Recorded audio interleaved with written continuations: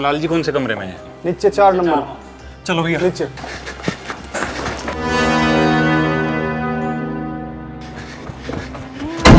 भैया 4 नंबर किधर है? सामने ही है।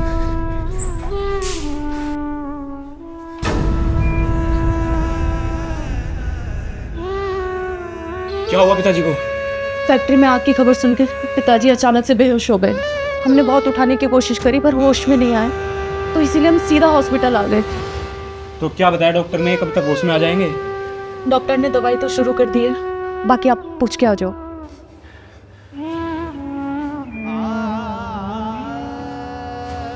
फैक्ट्री इनको होश आ रहा, होश आ रहा। Factory factory Mahendra Mahendra factory Mahendra पिताजी फैक्ट्री फैक्ट्री ठीक है, कुछ नहीं हुआ, सब ठीक है।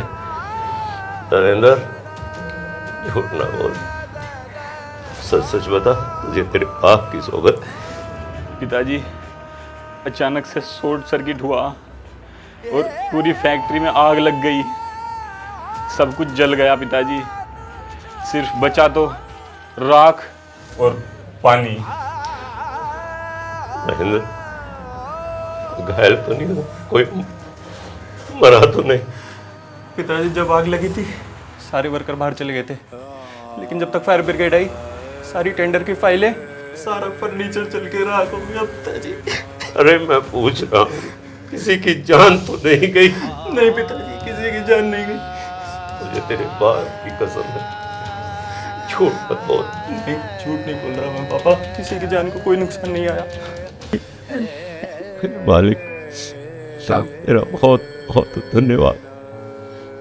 ऐसा तो आता है, चला जाता है, जान जाकर नहीं आती। एक काम करना, कैसे भी करके तमाम वर्करों का 2 महीने आगे तक का तमाम भुगतान कर देना और उनसे हाथ जोड़कर बोल देना कहीं और काम देख लेंगे।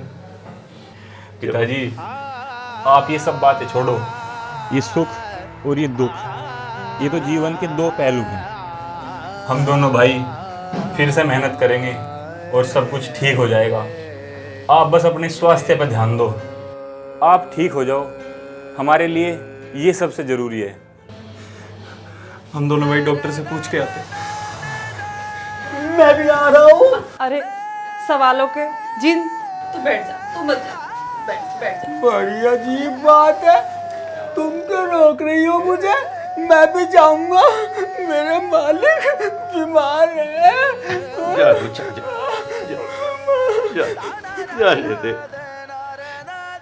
जाने दे, उसाई से भी जाने दे। सब ठीक हो जाएगा, आप चिंता ना करिए, सब ठीक हो जाएगा। डॉक्टर साहब क्या हुआ पिताजी को? कोई घबराने वाली बात तो नहीं है? अब वे ठीक तो है ना? हाँ, उनको एक साइकोलॉजिकल ट्रॉमा पहुंचा है, उन्हें एक जो खबर है जिसकी वजह से उनके दिल पर थोड़ा सा प्रभाव पहुंचा है और वो कमज़ोरी महसूस कर रहे हैं। कोई जानलेवा समस्या ऐसी बात नहीं है, जल्दी ठीक हो जाएंगे और कल तक उनकी छुट्टी भी हो जाएगी। डॉक्टर साहब, मालिक क्यों बीमार हुए? मालिक बीमार नहीं हुए, उन्हें अचानक जो बुरी खबर मिली उसकी वजह से उनके दिमाग को और दिल को थोड़ा झटका महसूस हुआ। झटका क्यों महसूस हुआ? क्योंकि वो उस खबर को बर्दाश्त नहीं कर पाए। बर्दाश्त क्यों नहीं कर पाए? गुच्छा!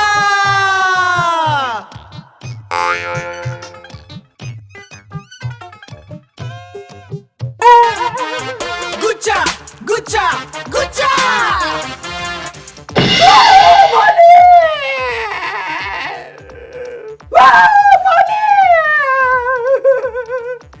बड़ी अजीब बात है, सवाल पूछने पर इंजेक्शन कौन लगाता है मालिक?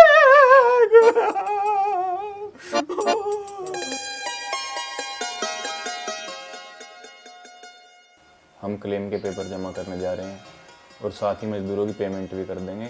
आप परेशान ना हो। परेशान कैसा ना हूँ बेटा, सैकड़ों लोगों के घर परिवार हमारे ही तो भरोसे चल रहे थे। मैं तो ये सोच के परेशान हूँ उनके घरों के चूल्हे अब कैसे जल रहे होंगे, कैसे जल रहे होंगे।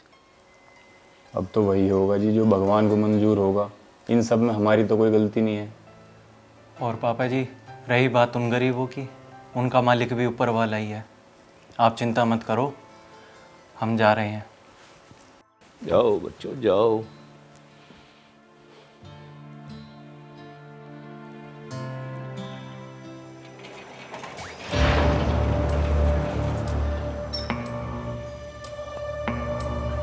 गुच्छा, तुम कहाँ जा रहे हो? गुच्छा!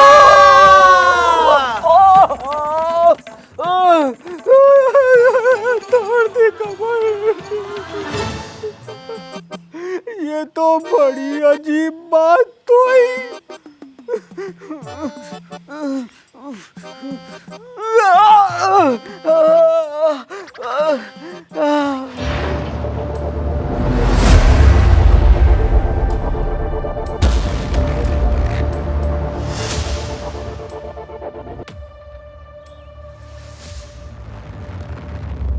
राम राम मोहनलाल जी। राम राम सिंह साहब, राम राम।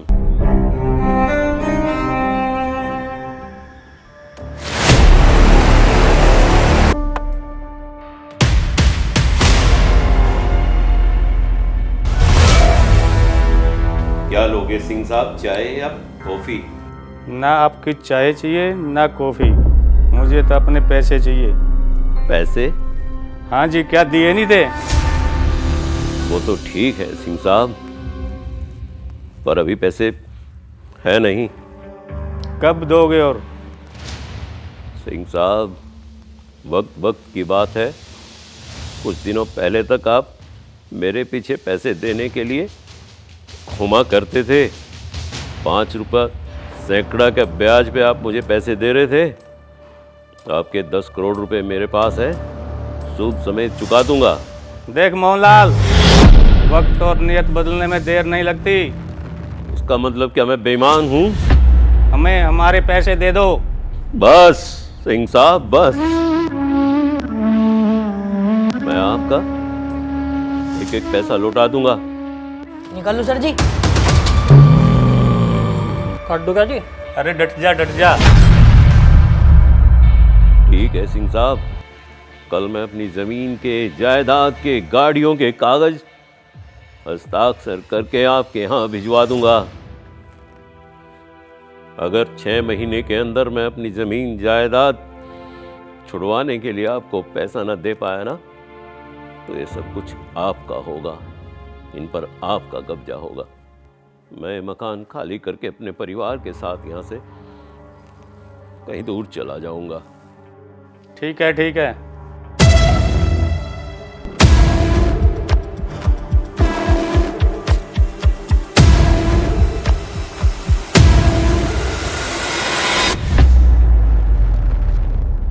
राम राम।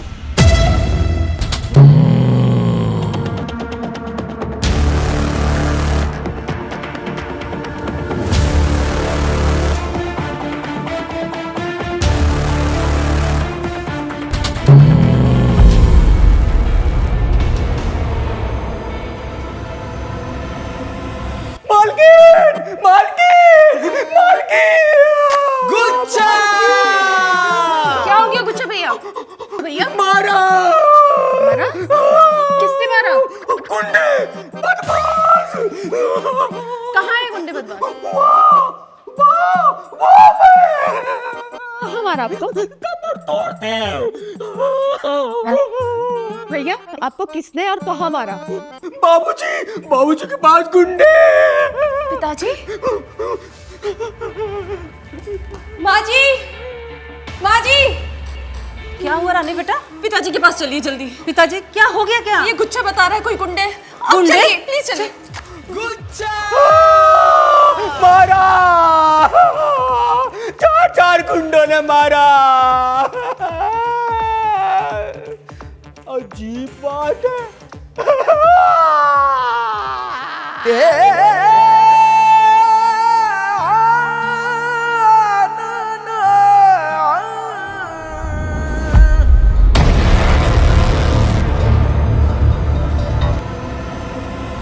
क्या बात है पिताजी?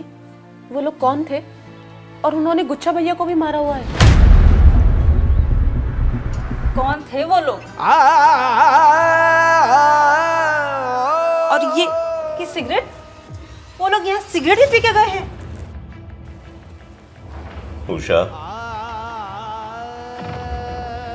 जब वक्त बुरा आ जाता है ना, तो लोग सिगरेट ही नहीं पीते, खून भी पी जाते हैं।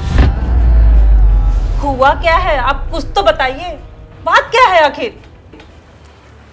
बहुत कुछ हो गया उषा, बहुत कुछ हो गया।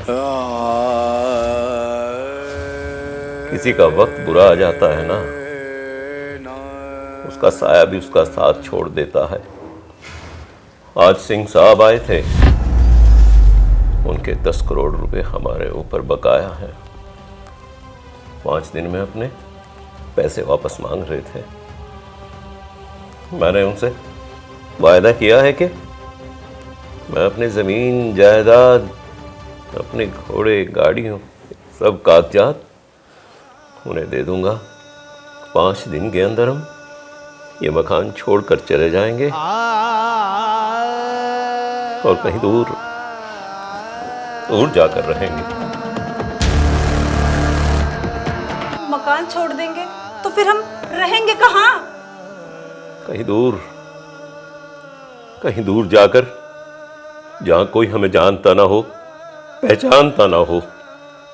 पापा जी, मैं पापा को फ़ोन कर देती हूँ। हम सब उनके पास रहेंगे और दोनों भाई भी उनके साथ काम कर लेंगे। नहीं बहू, नहीं, वो रिश्तेदार हैं। रिश्तेदार के यहाँ जाकर नहीं रहा जा सकता। हमारी खुददारी हमें क्या कहेगी? पता नहीं कहीं इनकी खुददारी हमें सड़क पे ना सुला दें। पापा, फिर हम क्या करेंगे? हम कहीं दूर जाकर रहेंगे, जहां कोई हमें जानता ना हो, पहचानता ना हो। पापा, रिश्तेदारी दुख में ही काम आती है। वो तो ठीक है बहू, लेकिन अब हमें इस घर को छोड़ के कहीं दूर जाना ही होगा। पापा जी, आपका जो भी फैसला होगा हमें मंजूर है। आप परेशान मत होइए। बेटा, परेशानी तो बहुत बड़ी आ गई है हम लोगों के ऊपर।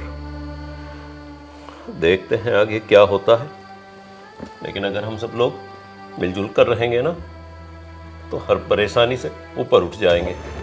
तुम सब लोग मेरा साथ देना। और अब अपनी अपनी पैकिंग कर लो। हमें 4 दिन के अंदर अंदर ये घर छोड़कर जाना होगा, घर छोड़कर जाना हो।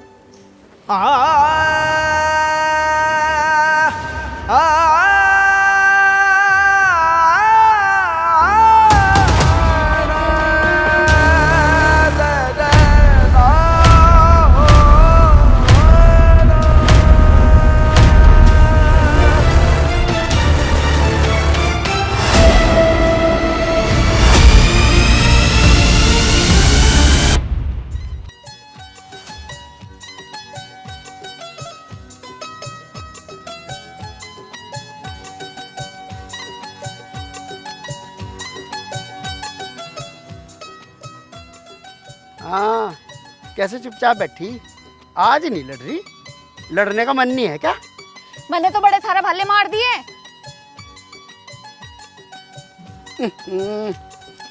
मैं तो चुप होने का कारण पूछ रहा था, तू तो खामखा नाराज हो रही। लल्ली की याद आ रही थी।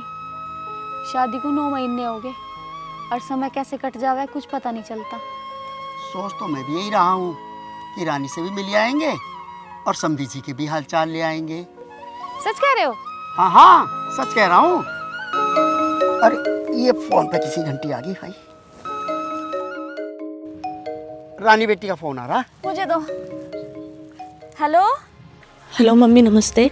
हाँ रानी बेटी, कैसी है लड्डू? मैं ठीक हूँ, तुम कैसी हो मम्मी? मैं भी ठीक हूँ। बेटी कैसा दुखी सी लग रही? देखियो जी, यह तो बहुत दुखी सी लग रही। ला दे मेरी बात कराइए। हेलो बेटी। पापा नमस्ते। रानी क्या परेशानी है बेटा? कुछ नहीं पापा, हम बहुत परेशानी में आ गए। पर हुआ क्या, ये तो बता दे।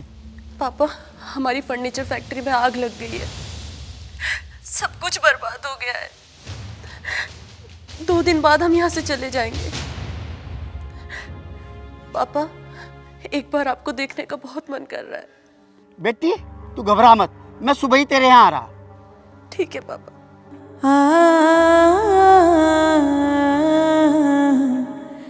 क्या हुआ जी? हमारे सिमधी जी की फैक्ट्री में आग लग गई और सब कुछ बर्बाद हो गया। और मैं वहाँ जाऊंगा सुबह को। मैं भी चलूंगी। ना तू क्या करेगी जाकर वहाँ से? ना ना, मैं भी चलूंगी। तू जितना पैसा घर में रखा वो सारा इकट्ठा करके सुबह को मुझे दे दिए, मैं उन्हें दे दूंगा, उनकी कुछ मदद हो जाएगी। ऐसे में मुसीबत का टाइम है। मुझे नहीं पता, मैं भी चलूंगी। नहीं तू नहीं जाने की, मैं ही जाऊंगा अकेला। ठीक है चल चल घर चल। अरे ऐसा करियो, जाते टाइम कुछ मीठा सीठा फल फ्रूट लेते जाइयो, कभी खाली आती चले जाओ। आप परेशान मत होइए, सब ठीक हो जाएगा। ये बड़ी बहू के पिताजी हैं? समधी जी नमस्कार। नमस्ते नमस्ते। आओ बैठो। नमस्ते बैठो। रानी, रानी, सब ठीक हो? बेटा रानी। सब ठीक है। पापा। बेटा। पापा आप? हाँ बेटा।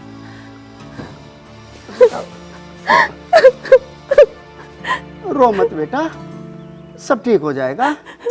बेटा ये दुख भी बहुत जरूरी है। इन दुखों से ही तो पता चलता है अपना कौन है, पराया कौन है। इसलिए बेटा तू इन दुख के दिनों को हंस के बिता और अपने सास ससुर की सेवा कर। भगवान सब ठीक करेंगे बेटा। चल ठीक है। रानी बेटा, पिताजी के लिए चाय पानी का इंतजाम करो। नहीं समधन जी, हम बेटी के घर का चाय पानी भी नहीं पीते। समधी जी, ये 21वीं सदी है और आप शताब्दी पुरानी बातें कर रहे हो। नहीं, हम बिटिया के घर का चाय पानी भी नहीं लेंगे। बिटिया ये कुछ मिठाई और ये फल है, इन्हें अंदर ले जाओ। समधी जी, इसकी क्या जरूरत थी? देखो समधन जी, मैं बिटिया के घर पहली बार आया हूँ, आप ही बताइए खाली हाथ कैसे आ सकता था। समधी जी ये सब कैसे हुआ? अब जो किस्मत में लिखा होता है वो होकर ही रहता है।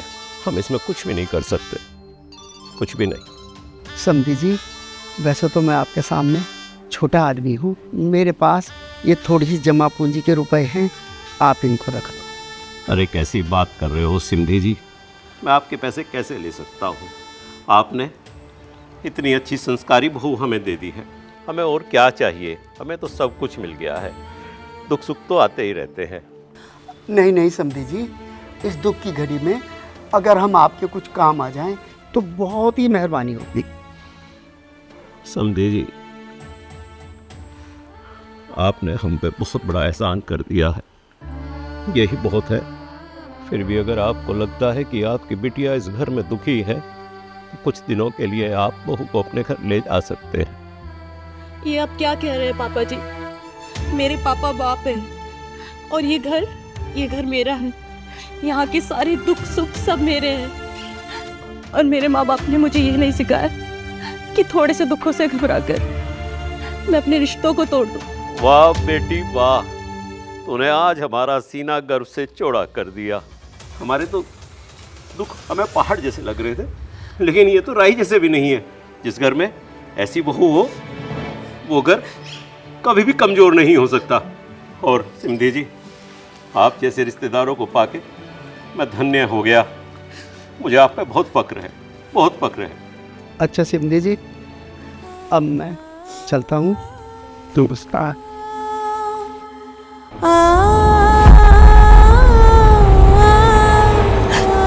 पापा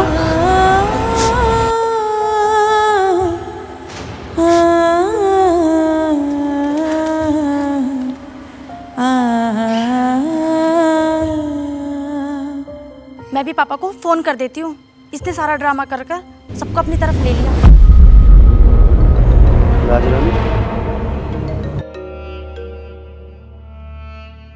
हेलो। हेलो पापा, आप मेरी बेइज्जती करा के ही मानोगे क्या? ऐसी क्या बात होगी बेटा, बात बता। आपको पता भी है हम कितने परेशानी में चल रहे हैं।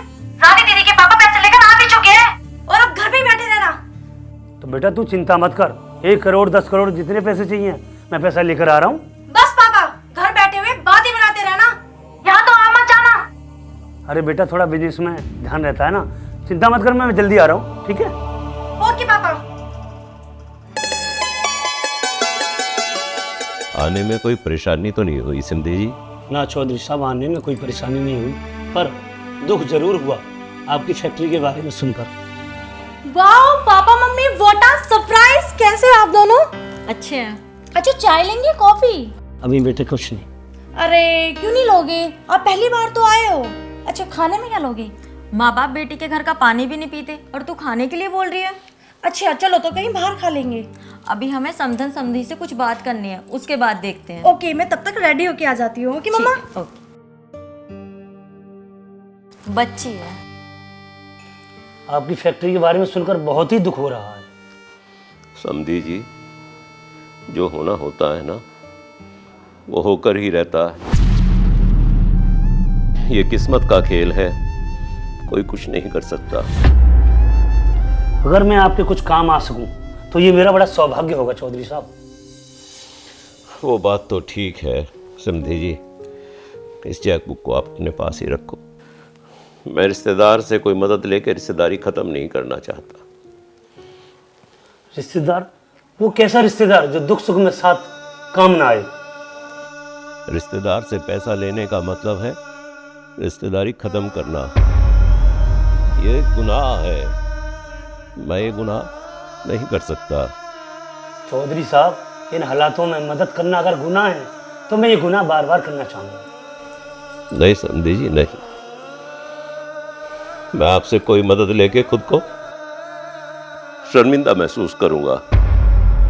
ले लो पापा ले लो, मेरे पापा कोई भिखारी कंगाल नहीं है जो 1-2 लाख रुपए ही देंगे।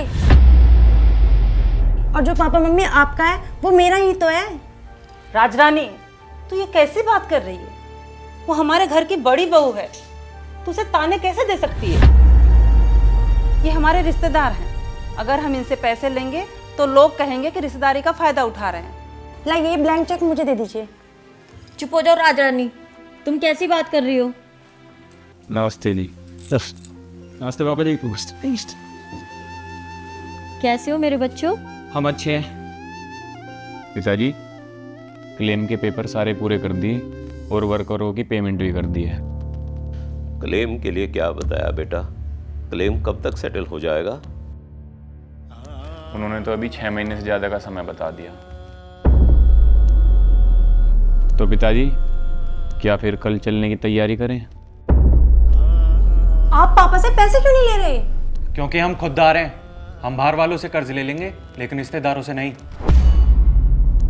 पापा एक काम करते हैं, इन्हें हम अपने घर ले चलते हैं, सभी वहीं रह लेंगे और आप इन दोनों भाइयों को अपनी फैक्ट्री में काम भी दे देना। और जब हमारा क्लेम पास हो जाएगा ना तब हम अपना घर ले लेंगे। राजरानी,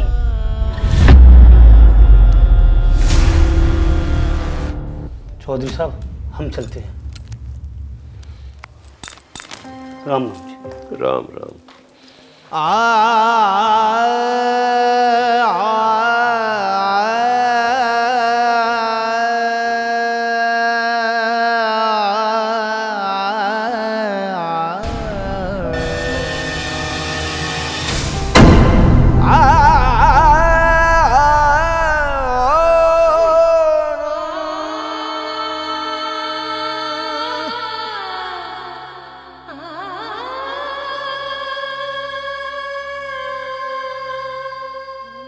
पिताजी मैं टैक्सी ले आऊँ। बेटा टैक्सी तो ले आ, यहाँ से कहीं बहुत दूर चलेंगे, जहाँ कोई हमें जानता ना हो, पहचानता ना हो। वहीं किसी कंपनी या फैक्ट्री में काम कर लेंगे या अपना कोई छोटा मोटा रोजगार देख लेंगे। किसी कंपनी में काम करेंगे? मेरे पापा की कंपनी में भी तो कर सकते थे, उनसे पैसे भी तो ले सकते थे। राजरानी, हम अपनी खुददारी खोना नहीं चाहते, वरना पैसे देने के लिए तो मेरे परिवार भी कम नहीं है। पिताजी क्लेम तो हमने डाल ही दिया है, क्यों ना हम किसी गांव में चलें? गांव? पर बेटा गांव में कोई रोजगार थोड़ी होता है। पिताजी हम गांव में ही किसी की खेती कर लेंगे और वही हमारा रोजगार भी बन जाएगा। नहीं बेटी, अगर ऐसी बात है तो हम किसी और की खेती थोड़ी करेंगे। हमारे बाबूजी जब हमें बचपन में लेके आए थे ना, तब हमारे पास गांव में 20 किल्ला ज़मीन थी और अपना मकान भी था, जो हमने देख रेख के लिए किसी को दे रखा है। ज़मीन तो हमारे पास अपनी है, मगर हमसे खेती भी तो नहीं आती। खेती नहीं आती तो कोई बात नहीं पिताजी, खेती के लिए जमीन है, यही काफ़ी है। लेकिन भाभी होने से क्या होगा जब हम में से किसी को खेती आती ही नहीं? महेंद्र भैया, मैंने एग्रीकल्चर से ग्रेजुएशन की हुई है, वो कब काम आएगी? बस आप सभी मेरा साथ दे तो। बेटी तू जैसा कहेगी हम वैसा ही करेंगे। बेटा तो फिर देर किस बात की, चलते हैं। गांव की मिट्टी हमें बुला रही है, शायद उसका कुछ कर्ज हम पर बाकी है। और एक बात है, हम लोगों की खुददारी भी बच जाएगी और गांव में घूमने का मौका भी मिलेगा। हमें गांव बुला रहा है, हमारी मिट्टी हमें बुला रही है। गुच्छा! हम कहाँ जा रहे हैं? हम गांव जा रहे हैं। यहाँ कौन रहेगा? यहाँ कोई नहीं रहेगा। क्यों? ये तू रानी से पूछ ले। गुच्छा भैया, हम घर को नया बना रहे हैं, इसीलिए हम कुछ दिन के लिए गांव जा रहे हैं। लेकिन यहाँ रहेगा कौन? गुच्छा! गुच्छा! गुच्छा! गुच्छा! गुच्छा! गुच्छा! अगर हाथ छोड़ना ही था तो हाथ जोड़ने की क्या जरूरत थी? ये तो और भी गहरी अजीब बात है। गुच्छा! गुच्छा! बच्चों, ये है हमारा गांव का घर, जिसे कभी पिताजी 30-40 साल पहले छोड़कर शहर चले गए थे। मेरा तो यहाँ एक तो बार ही आना जाना हुआ और तुम लोग तो कभी आए भी नहीं। पिताजी, वक्त और हालातों का तो कुछ पता नहीं चलता, पर अच्छी बात यह है कि इन मुसीबतों ने हमें हमारी मिट्टी से मिला दिया। ये बात तो सही है, वो हम अपनी मिट्टी और अपनी जड़ों तक बहुत दिनों बाद वापस लौट कर आए हैं। मकान की साफ सफाई देख के तो ऐसा लग रहा है जैसे कोई यहाँ रह रहा है। बड़ा साफ सुथरा लग रहा है। माँ, पिताजी ने रास्ते में बताया तो था, यहाँ कोई साफ सफाई नहीं रखता। ये तो देख रेख के लिए एक गांव के बाबा जी को दे रखा, वे समय समय पर इसकी साफ सफाई थोड़ी बहुत करवा दें। ओहो, तभी इतनी सफाई है। बाबा जी घर तो देख लिया, पर हमारे खेत कहाँ हैं? ये तो रहे खेत। भाई खेत पे तो चलेंगे, पर पहले अपने घर को तो देख लो, अंदर से कैसा है, खाने की क्या व्यवस्था है, लेटने की, अपना घर देख लो पहले। पिताजी, गांव की आबो हवा तो बहुत अच्छी है, तो हम पशुपालन भी कर लेंगे। पशुपालन करना इतना आसान काम नहीं है, उनके साथ बहुत मेहनत करनी पड़ती है। और हाँ, तुम्हें दूध भी निकालना आता है? हाँ जी, मुझे दूध निकालना आता है और गोबर भी उठाना आता है। आप लोग कौन? यहाँ कैसे? चाचा जी राम राम। राम राम बेटा। आपने मुझे पहचाना नहीं? मैं भंवर सिंह जी का बेटा मोहनलाल हूँ। अरे मोहनलाल, अच्छा पहचानता कैसा? भंवर सिंह तो तुम्हें 30-35 साल पहले ही छोटे से थे जब तुम लेके चले गए थे। भंवर सिंह तो आता जाता रहता था गांव में, आप तो कभी आई नहीं, कैसे पहचानता? अब यहाँ गांव में कैसे? चाचा जी, वक्त की कुछ ऐसी मार पड़ी है कि हमें शहर छोड़कर गांव वापस आना पड़ा है। जब कहीं कोई भी सहारा, कोई उम्मीद, कोई रोशनी नजर नहीं आई, तो अपनी जमीन, अपना गांव, अपनी मिट्टी, अपना मकान ही हमारे लिए एक उम्मीद और सहारा बना है, और हम अपनी उसी बुनियाद की ओर लौट कर आए हैं।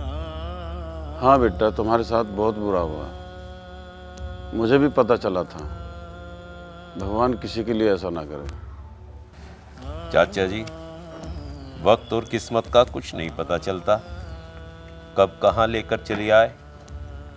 इसलिए गांव में लौट कर आए हैं कि यहाँ खेती बाड़ी करके अपना जीवन आसान कर सके। तो तुम्हारे पास तो 20 एकड़ जमीन है, पर उसमें करेगा कौन? तुम्हें किसी को खेती आती है करनी? चाचा जी, हमसे तो खेती नहीं आती, पर बाबा जी, मैंने कृषि से ग्रेजुएशन की है। बेटा देखो, खेती पढ़ाई से नहीं होती, काम बहुत करना पड़ता है इसमें, दिन रात मेहनत करनी पड़ती है, कभी ओले, कभी बारिश, कभी आंधी, उसमें बहुत कुछ किसान को झेलना पड़ता है। आप सही कह रहे हैं बाबा जी। वैसे मेरे पिताजी भी किसान हैं और मैं एक किसान की बेटी हूँ, तो इसीलिए मुझे खेती के बारे में काफ़ी जानकारी है। चलो ऐसी बात है तो पूरा गांव और हम आप लोगों की मदद करेंगे। ट्रैक्टर, ट्रॉली, खाद, बीज, पानी की जो भी व्यवस्था होगी हम तुम्हें देंगे, और पूरा गांव भी तुम्हारे साथ ही खड़ा है। जी चाचा जी, जी। ये आपकी बहू है? राम राम। नमस्ते। ये मेरा बड़ा बेटा। राम राम जी। और इसकी पत्नी। नमस्ते। ये मेरा छोटा बेटा। नमस्ते जी। और इसकी बहू। और मैं, बड़ी अजीब बात है, मैं तो रह ही गया। नमस्ते। राम राम बेटा। अच्छा, अब तुम आराम करो, मैं घर जाके चाय भिजवाता हूँ, और ये लो अपने मकान की चाबी। बेटा, अपने बाबा जी से चाबी ले ले जाके।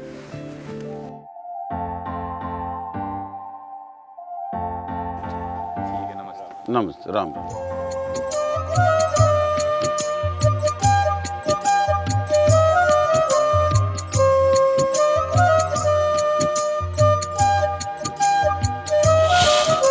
कौन विश्वास करेगा कि हम यहाँ पहली बार आए हैं।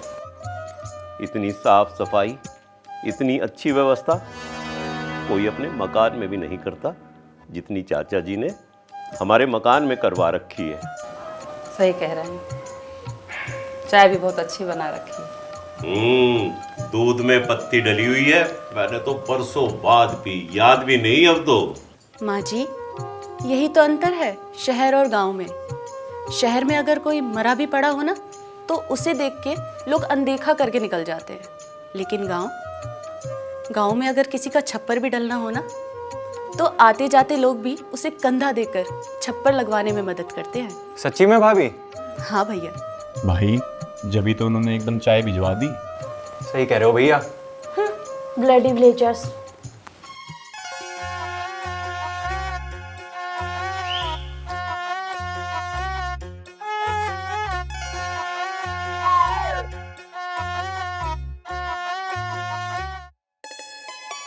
देख रहे हो मोहन, वहाँ से लेकर ये वो सामने जो पेड़ है और वो आखिर तक जो पेड़ हैं, वो सारी ज़मीन 20 एकड़ ज़मीन है। ये जो तुम्हारे पिताजी का नाम थी भंवर सिंह की, जो अब तुम्हारी है, ये बहुत बढ़िया और उपजाऊ ज़मीन है। इसमें बहुत अच्छी पैदावार होती है। मैंने इसमें जो भी पैदा हुई है उसको बेच के गरीबों में ही दान किया है उसको। तुम्हारे पिताजी की यही इच्छा थी। अब आप आ गए हो तो अपनी ज़मीन को संभालो। जी चाचा जी, आपका बहुत बहुत धन्यवाद चाचा जी। आपने हमारी ज़मीन और हमारा मकान बचाए रखा। बिना देखभाल के तो सुना है लोग कब्जा कर लेते हैं। अरे यहाँ की मिट्टी काली क्यों है? माँ जी, ये मिट्टी काली नहीं है। गन्ने की फसल कटने के बाद जो पत्तियाँ बचती हैं उनको जला दिया जाता है ताकि कीट और फंगस नष्ट हो जाए। मोहन, तुम्हारी बहू तो बहुत समझदार है, पढ़ी लिखी तो है, इसको खेती के बारे में बहुत जानकारी है। चाचा जी, ये किसान की बेटी है। हाँ, अब ये संभाल लेगी। बाबा जी, यहाँ गन्ने की फसल थी जो काट ली गई है। अब हम यहाँ अच्छे से जुताई करके खेत तैयार कर लेंगे और फिर गेहूं का पछेता बीज बो देंगे। और हाँ, हम यहाँ पर रासायनिक खाद नहीं, जैविक खाद का उपयोग करेंगे। वो तो बात ठीक है बहू, पर उसके लिए हमें ट्रैक्टर की भी ज़रूरत पड़ेगी, ट्रॉली की भी ज़रूरत पड़ेगी, बुग्गी की, बैल की भी ज़रूरत पड़ेगी, खाद की भी ज़रूरत पड़ेगी। बहू, उसके लिए तो बहुत पैसे की आवश्यकता है। पैसे कहाँ से आएंगे? अब तो इन्हें पापा से पैसे लेने ही पड़ेंगे। पापा जी, मैं पापा को फ़ोन कर देती हूँ, वो अकाउंट में पैसे डाल देंगे। बहू, मैं रिश्तेदारों से कोई पैसा नहीं ले सकता, ये मेरी खुददारी का सवाल है। पिताजी, मेरे पास 9 लाख रुपए हैं, इसमें हमारा सारा काम हो जाएगा। पर बहू, वो पैसा तो आपका है। पिताजी, ये पैसे आप लोगों के ही तो हैं, जो आप ही ने मुझे दिए थे और जो मेरे मुंह दिखाई में मिले थे। चौधरी साहब, किस बात की परेशानी मान रहे हैं आप? आपको जिस चीज़ की भी ज़रूरत पड़ेगी, चाहे वो टीलर है, ट्रैक्टर है, ट्राली है, किसी भी चीज़ की आपको ज़रूरत पड़ेगी, हम उसमें तैयार हैं। और हमें जैविक खेती पर आना पड़ेगा। जिस तरीके से पेस्टिसाइड ने हमारी भूमि की उर्वरा शक्ति को ख़त्म कर दिया है, उसी तरीके से हमारे शरीर को भी ख़त्म कर दिया है। मैं पिछले 15 सालों से जैविक खेती कर रहा हूँ, नर्सरी का काम कर रहा हूँ, तब जाके मैंने कहीं अपनी ज़मीन को बचाया है। आज मेरी ज़मीन की पीएच वैल्यू बड़ी अच्छी है। और जो पेस्टिसाइड का इस्तेमाल कर रहे हो, जहर डाल रहे हैं, वो जो जहर हमारे शरीर में जा रहा है, उस ज़मीन की पीएच वैल्यू बिल्कुल ख़त्म होती जा रही है। अगर हमें ज़मीन बचानी होगी और अपने आप को बचाना होगा तो जैविक खेती पर आना होगा।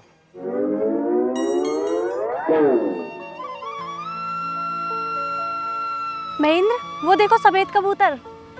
इतने सारे कबूतर?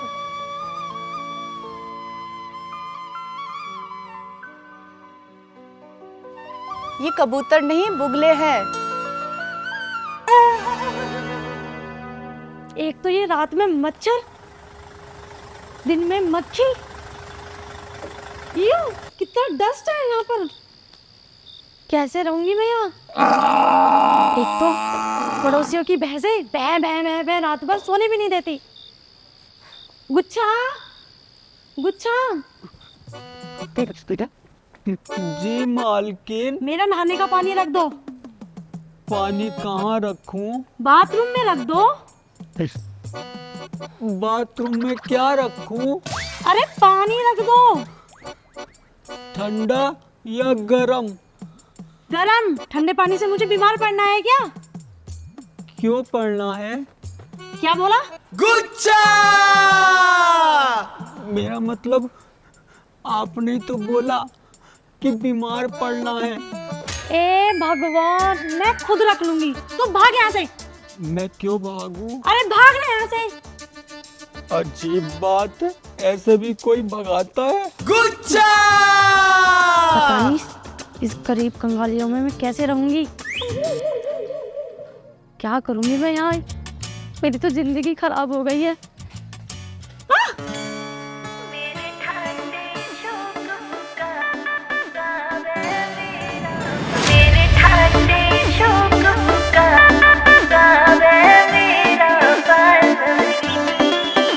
कद लाड करे है, कद घुमावे, बालम मेरा जान तो चावे, चावे बालम री, हाय चावे बालम री।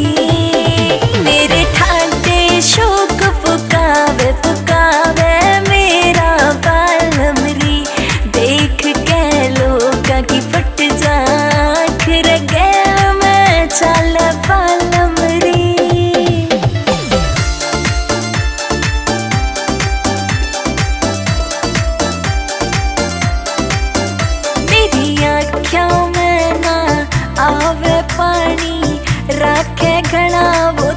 ध्यान मेरा, माँ की सो इंसान रूपी वो बन रहा से भगवान मेरा, बन रहा से भगवान मेरा। मेरी आँखों में ना आवे पानी, रखे घना वो ध्यान मेरा, माँ की सो इंसान रूपी वो बन रहा से भगवान मेरा।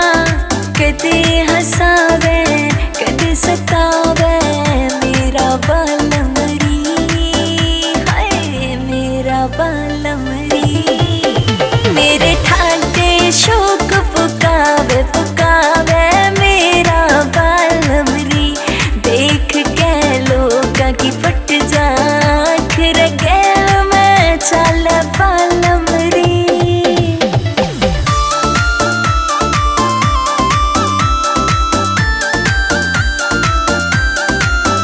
मैं बांधू काला डोरा उसके, सबसे सुथरा कसम मेरा, हर एक जन्म में साथ रह उसका, रहवे प्यार अमर मेरा, रहवे प्यार अमर मेरा। मैं बांधू काला डोरा उसके, सबसे सुथरा कसम मेरा, हर एक जन्म में साथ रह उसका, रहवे प्यार अमर मेरा।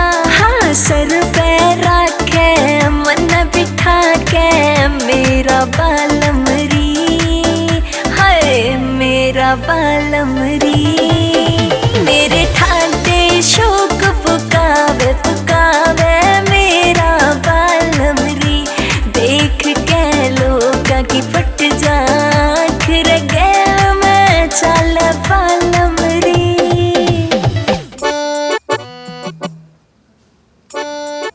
अच्छा, तो ये थी वो बीमारी जिस बीमारी के बारे में आप बता रही थी।